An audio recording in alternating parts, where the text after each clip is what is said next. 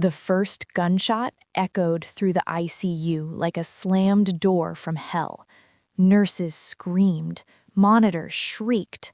A security alarm blared so loud it made the fluorescent lights feel colder. "Code Black! Code Black!" the overhead voice shouted. Mercy General locked down in seconds. Steel doors slammed, elevators froze. The whole Level 1 trauma center became a cage. In the middle of it all stood Serena Blake, quiet night nurse, hair tied tight, face unreadable. Her hands were shaking, not from fear, from restraint, because she had trained her whole life to not react until it mattered. A masked man burst through ICU double doors, holding a handgun and dragging someone by their collar, an injured teenager, bleeding through a hoodie. The kid's eyes were wide. He whispered, "Please, don't." The gunman screamed at the nurses, "Where's Dr. Grant? Where is he?"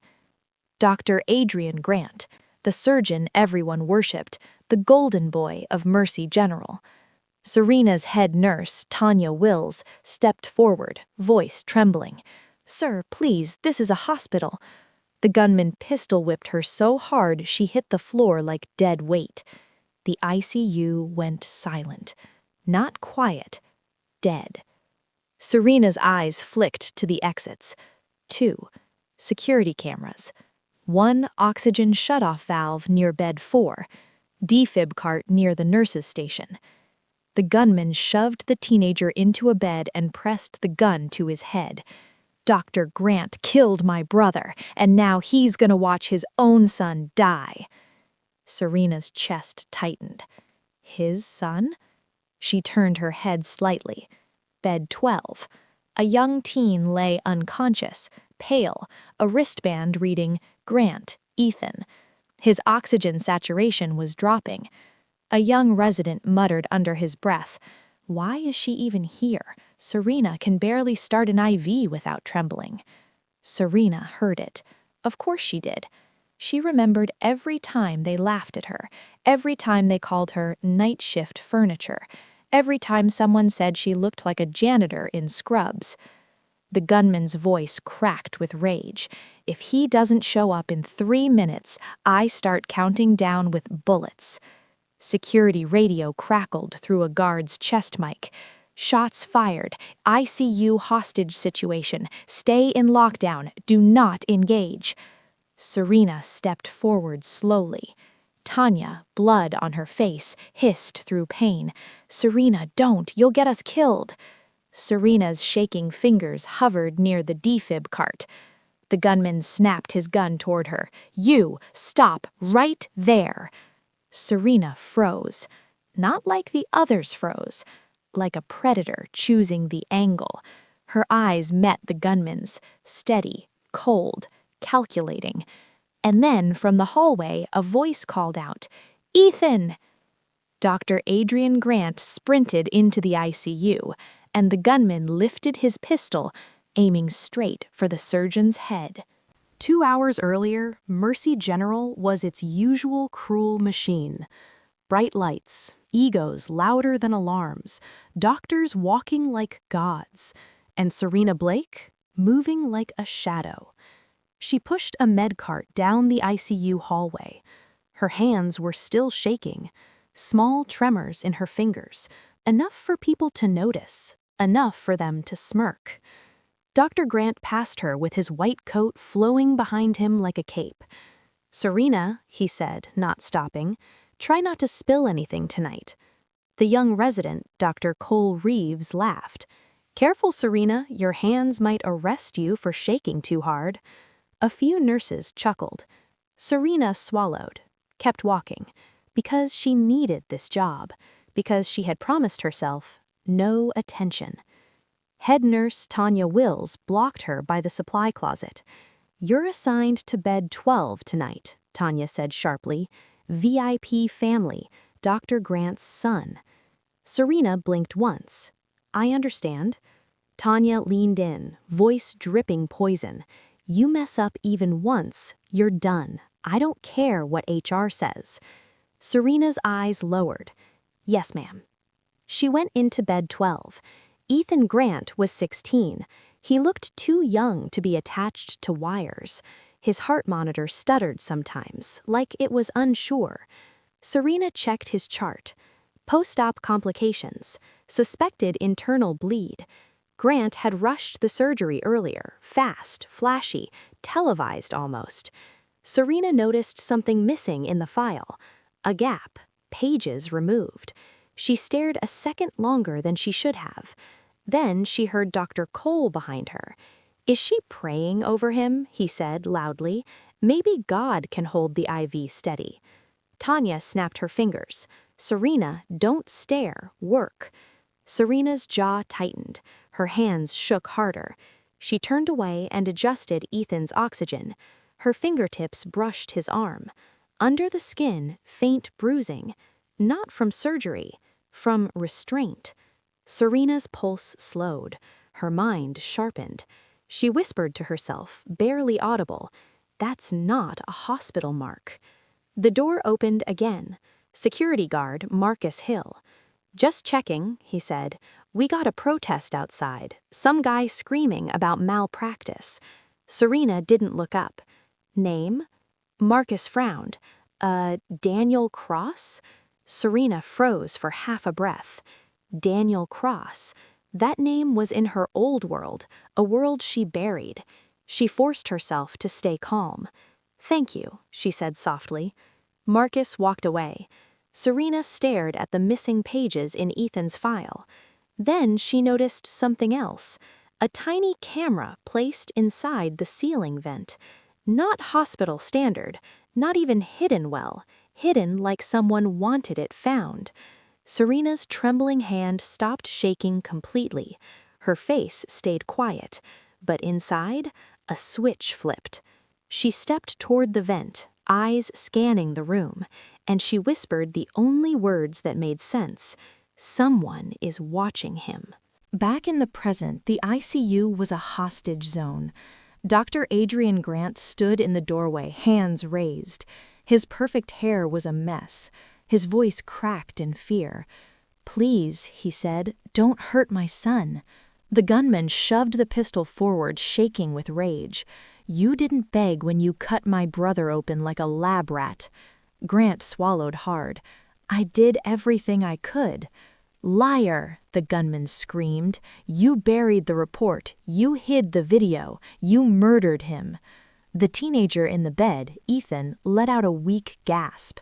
His heart monitor spiked, then dipped. Serena looked at the numbers. BP falling, O2 falling, bleeding or airway collapse. Any doctor would have rushed, any nurse would have panicked. But Serena, she moved like time slowed around her. She slid behind a rolling cabinet, her body angled away from the gunman.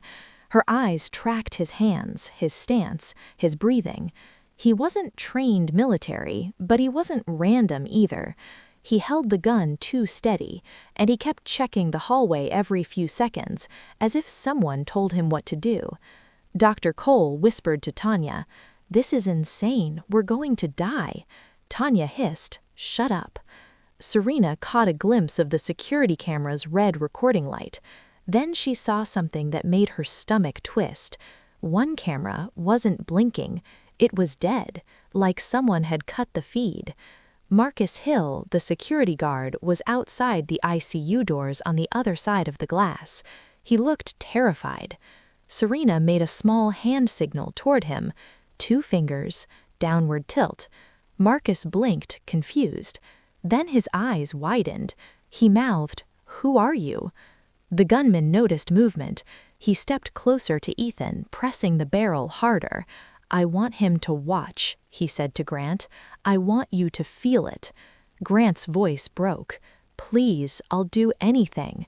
Serena watched Grant. Not his face, his hands. They were clean, too clean. A surgeon's hands with no tremor, no guilt.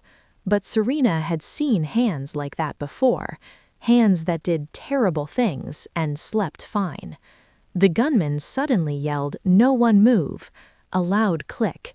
He pulled out a phone, showing the screen to Grant. A video.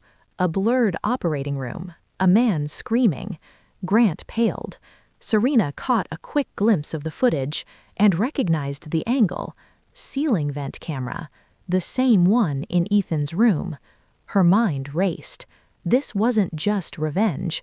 This was blackmail, a setup, a trap with a script. The gunman screamed, "On your knees, doctor." Grant dropped down, and in that second, Ethan's monitor flatlined. A long tone filled the room. Serena's breath stopped, because now, if Ethan died, the gunman wouldn't need leverage anymore. He'd start killing everyone. The flatline tone sliced through the ICU like a death sentence. Dr. Cole screamed, "He's in cardiac arrest!" But nobody moved, because the gunman's gun moved. He swung it toward the staff. "Don't you touch him." Dr. Grant sobbed on his knees, staring at his son like the world was collapsing. Serena felt heat rise behind her eyes. Not panic, fury. Because she'd seen this before. A hostage situation, a dying patient, a room full of frozen professionals, and one person who had to decide who lives. Serena stepped out calmly, palms open. "Sir," she said softly, voice steady, "he's dying. If he dies, you lose everything." The gunman's eyes flicked to her. "Who are you?" "Night nurse," Serena replied. "Let me work. You can watch every move." Tanya hissed, "Serena, stop talking." Serena didn't look at her. The gunman's lips twisted. "You think I'm stupid?" Serena took one slow step closer. Her hands were still shaking, but now it looked different. Not weakness, controlled vibration, like a weapon waiting. "I think you're scared," Serena said quietly, "and scared men make mistakes." The ICU went silent. Grant stared up at Serena like he couldn't believe she was speaking. The gunman aimed at her chest. "One more step and I drop you." Serena stopped, nodded once. "Okay," she said, "then you'll be a murderer of a nurse, and the story won't be about your brother anymore." That landed. The gunman's breathing changed. Serena pointed at the defib cart. "Let me shock him.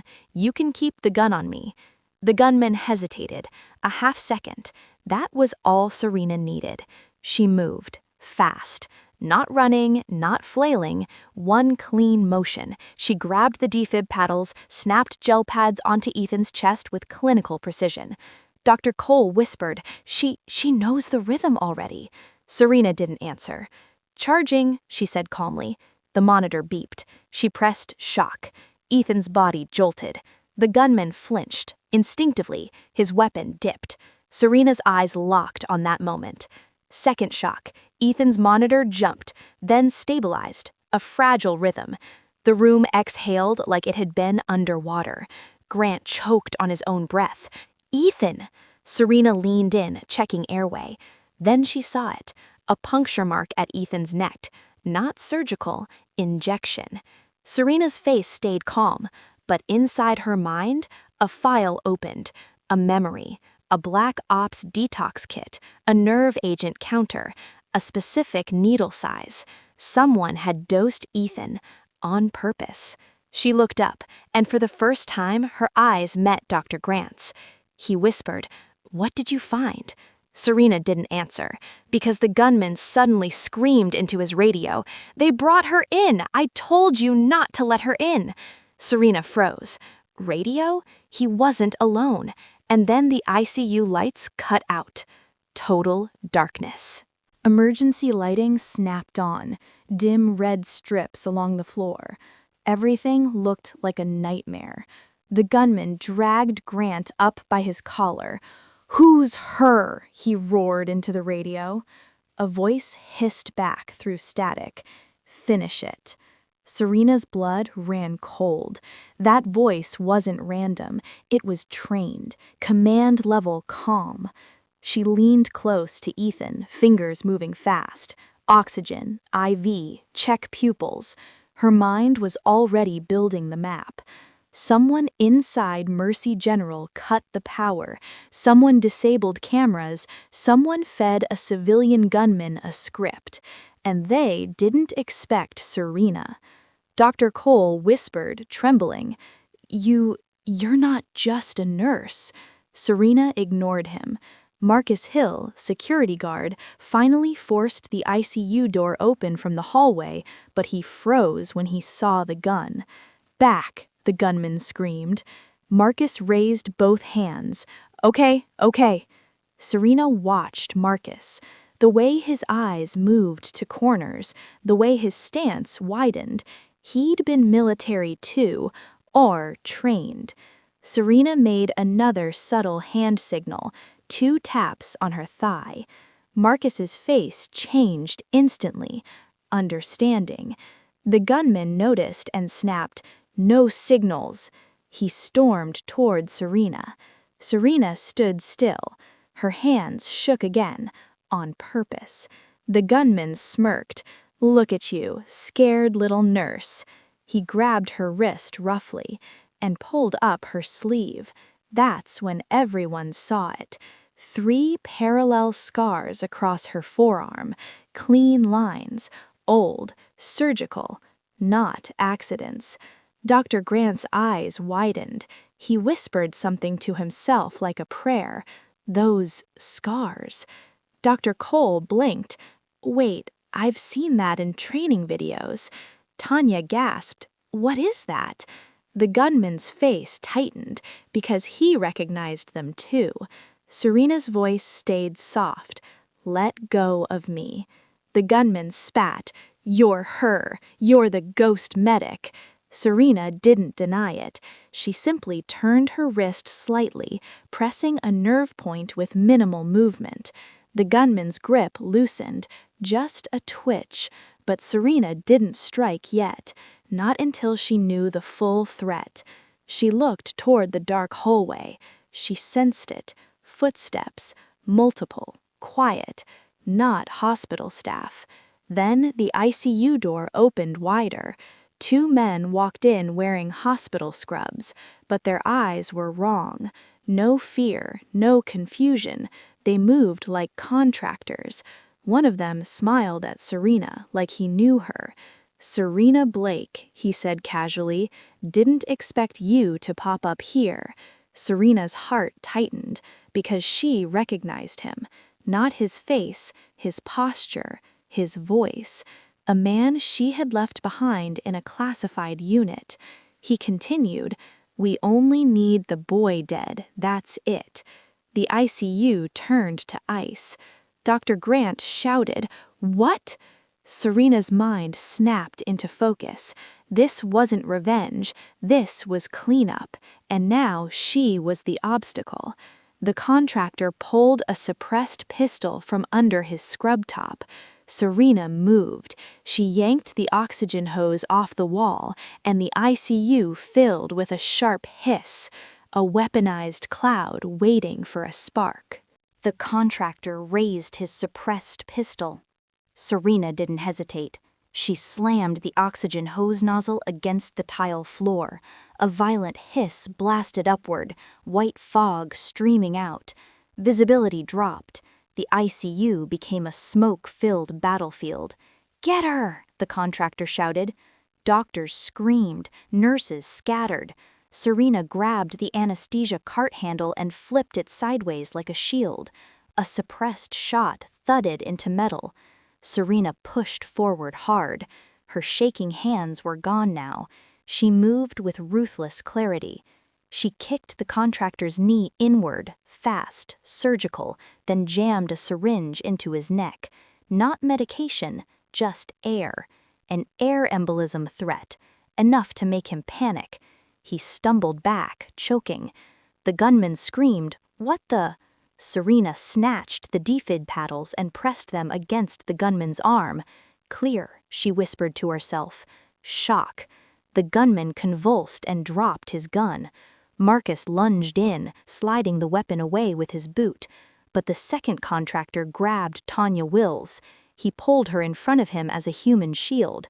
"Back off," he barked, "or she dies." Tanya sobbed, shaking. Serena stared at the contractor. Then she spoke, cold and quiet.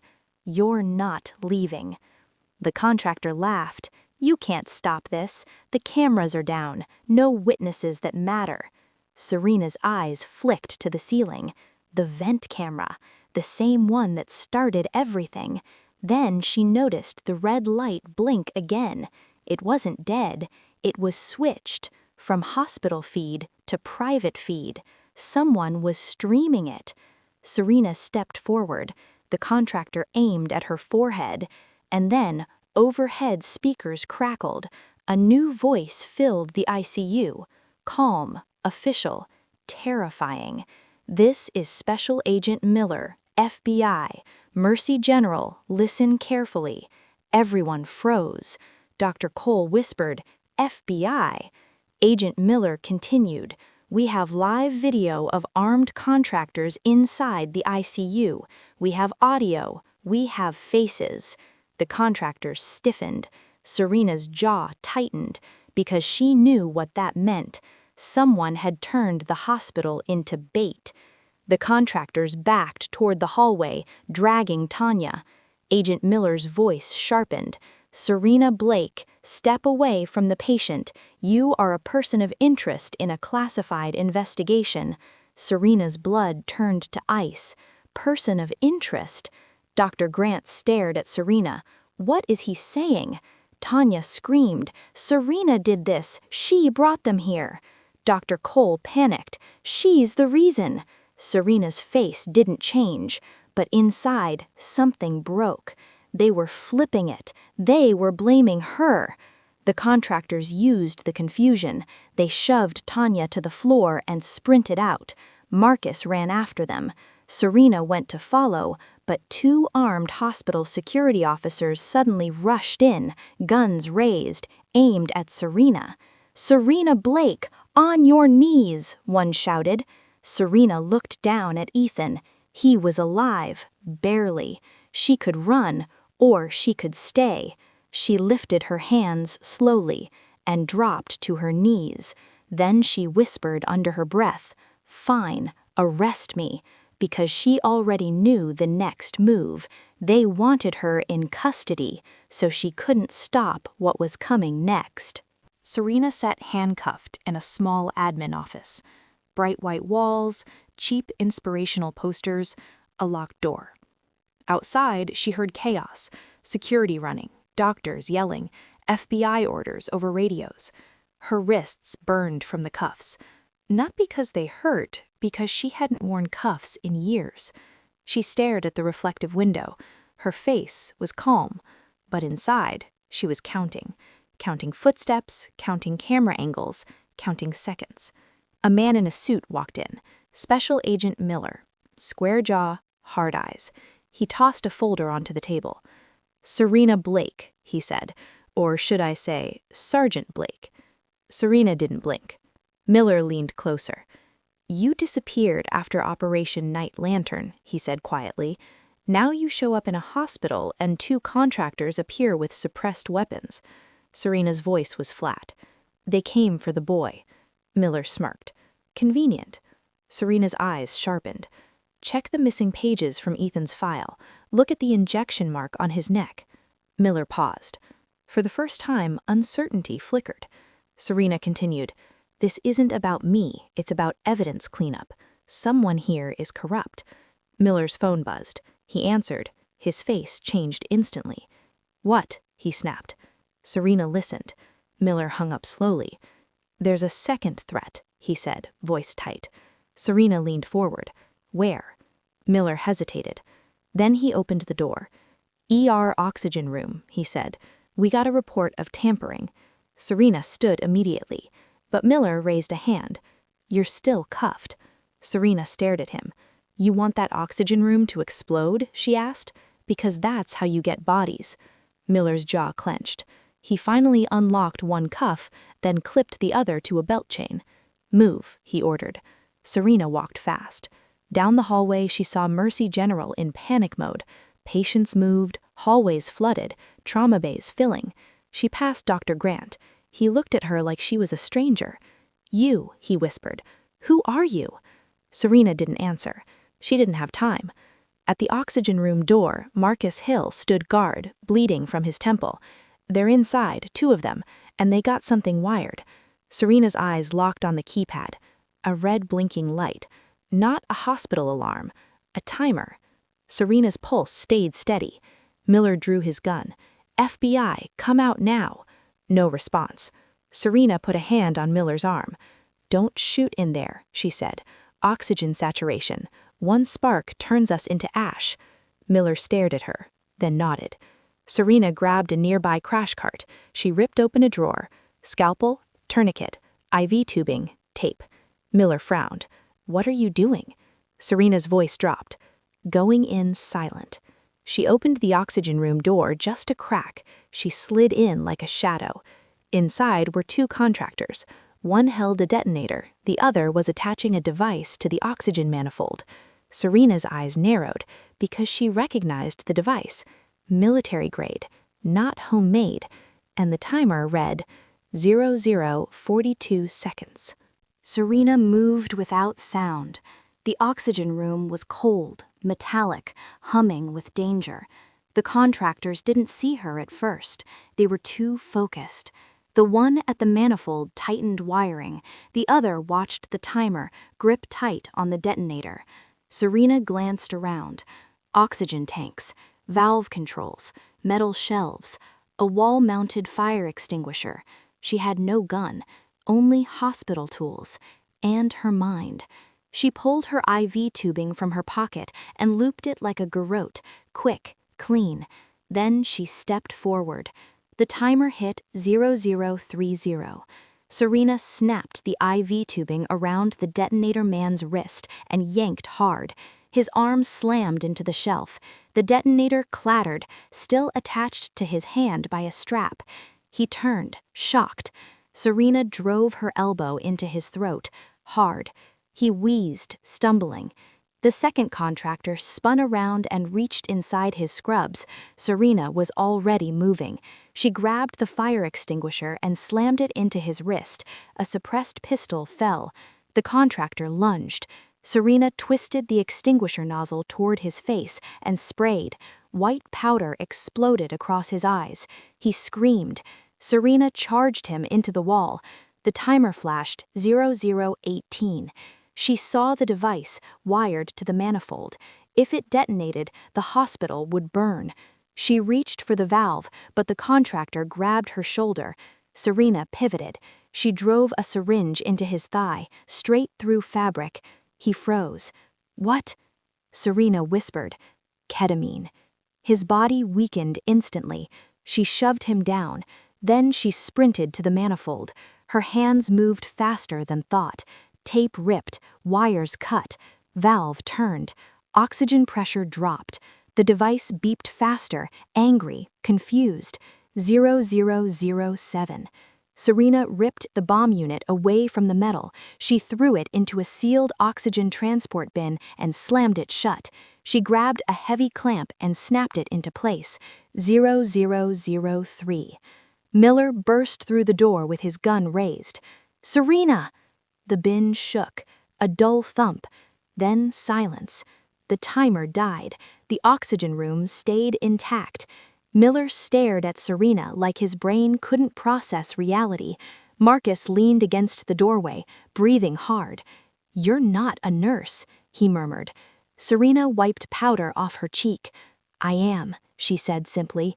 That's why we're alive. Behind her, the detonator contractor coughed and laughed through pain. You think you won?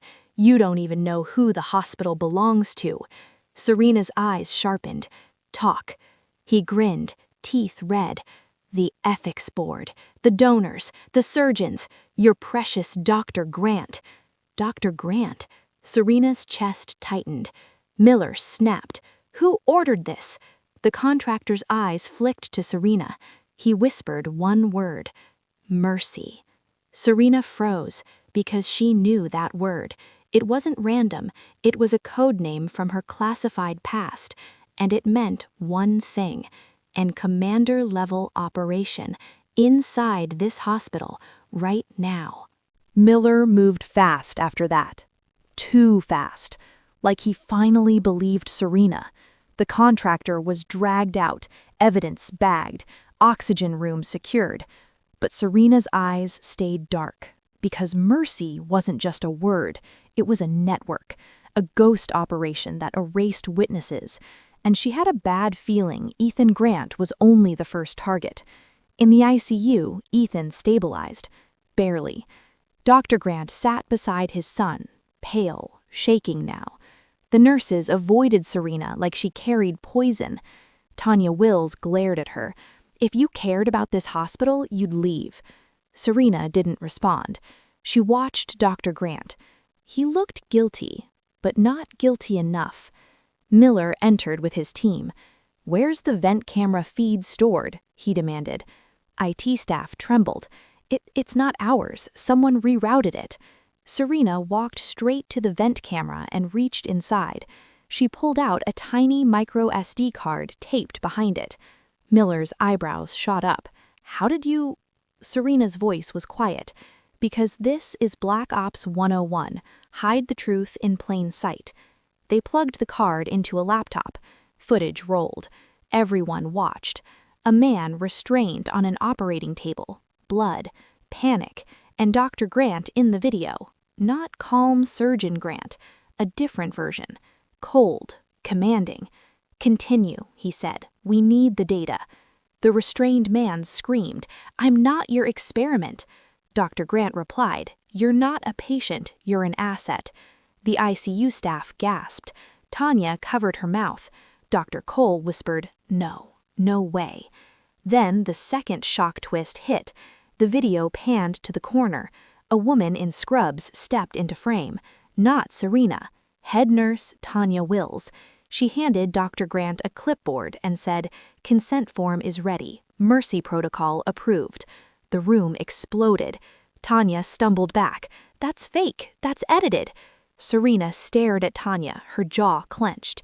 Miller looked at Tanya like she was already in cuffs. Dr. Grant stood, trembling. "That video," he whispered, that's private. Private. That's what he cared about. Miller snapped. "Dr. Grant, you are under investigation for illegal human experimentation and conspiracy." Security moved. Dr. Grant backed away. "You can't do this," he hissed. "You have no idea who you're touching." Serena stepped closer. Her voice was soft but sharp. "You touched the wrong kid," she said, "and you underestimated the wrong nurse."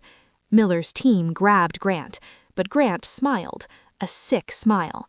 "Fine," he said, "arrest me."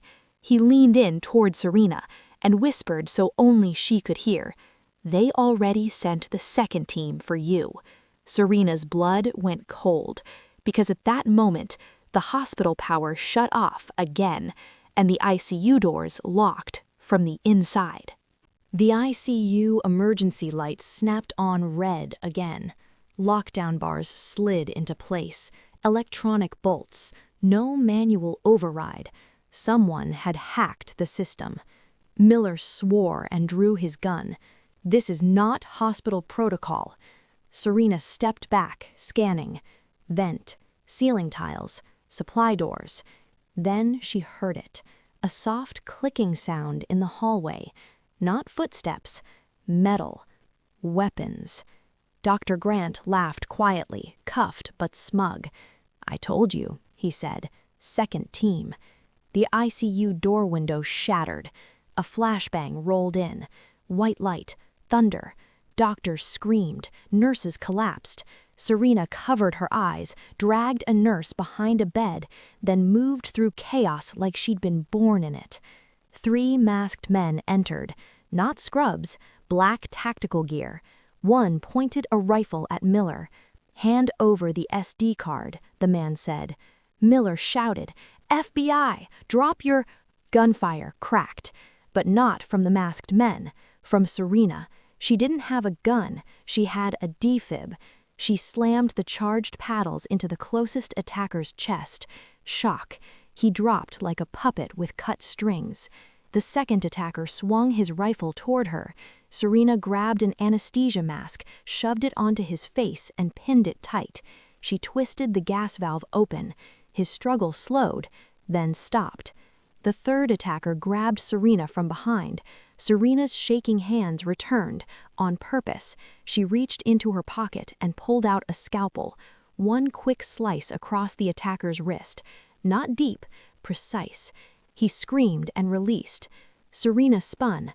Marcus Hill tackled him from the side like a missile. Miller recovered, aiming his gun. "Down," he shouted. The attacker tried to crawl. Serena kicked an oxygen tank valve open. The tank blasted forward like a rocket. It slammed the attacker into the wall with a sick crunch. Silence. Everyone stared at Serena. Doctors, nurses, even Miller. Dr. Cole whispered, broken, She just saved the whole ICU." Dr. Grant sat there, jaw slack now. For the first time, fear lived in his eyes. The overhead speakers crackled again. A new voice, deeper, older, military. "Serena Blake, you were supposed to stay buried." Serena's face didn't change, but her eyes did. Recognition. Miller stared at the speaker. "Who is that?" Serena whispered, barely audible. "My commander." The voice continued. "Leave the SD card, walk away, and we let the boy live." Serena looked at Ethan, alive, breathing, innocent. She made her choice. Serena picked up the SD card. Then, slowly, she handed it to Miller. Miller snapped, "What are you doing?" Serena leaned in, voice low. "Trust me." She walked to the speaker panel and placed the SD card against it. Then she pulled out a lighter from the crash cart, sterile flame tool, and burned the card. Smoke rose. The commander's voice went silent. Serena turned back to the ICU, and in that moment, everyone finally understood. She wasn't shaking because she was weak. She was shaking because she was holding back something dangerous. Miller stared at her like a legend. "What happens now?" he asked. Serena looked at Mercy General, corruption bleeding through its walls. Then she stepped toward the exit. "I disappear," she said. Marcus called after her. "Serena, where will you go?" Serena paused at the door, glancing back one last time. Her voice was calm, almost gentle. "Tell them the truth," she said, "and remember this." She vanished into the dark hallway, and the last line echoed like a verdict. "Never underestimate the quiet nurse."